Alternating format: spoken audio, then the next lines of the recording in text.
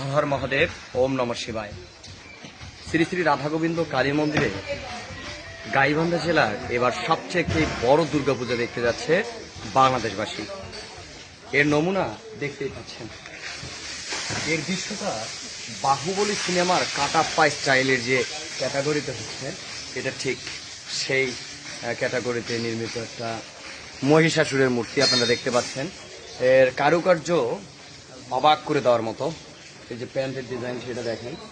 আর এই পাশে যে গণেশজির যে আবক্ষ মূর্তিটা, এটা আমরা দেখতে পাচ্ছি। এটা অত্যন্ত হাই কোয়ালিটির একজন শিল্পীর নকশা করা। উনি হচ্ছে বিধান মহন্ত, যে অনেক সুন্দর প্রফেশনাল ডিজাইনার, এবং শ্রী শ্রী রাধা গোবিন্দ কালী মন্দিরের যে সমস্ত ভাস্কর্য এবং মূর্তির ডিজাইন করছে উনি। তো এটা দেখেন, এটা কিন্তু ইঁদুর বাবাজি। তো এটা দেখতে অবিকল যেন বস্তা গায়ে দিয়েছে, আপনারা দেখতেই পাচ্ছেন। এটা এখনো প্রসেসিংয়ে আছে, এগুলা কাজ সম্পূর্ণ না হওয়া পর্যন্ত আমরা এই পর্যন্তই দেখাতে সক্ষম।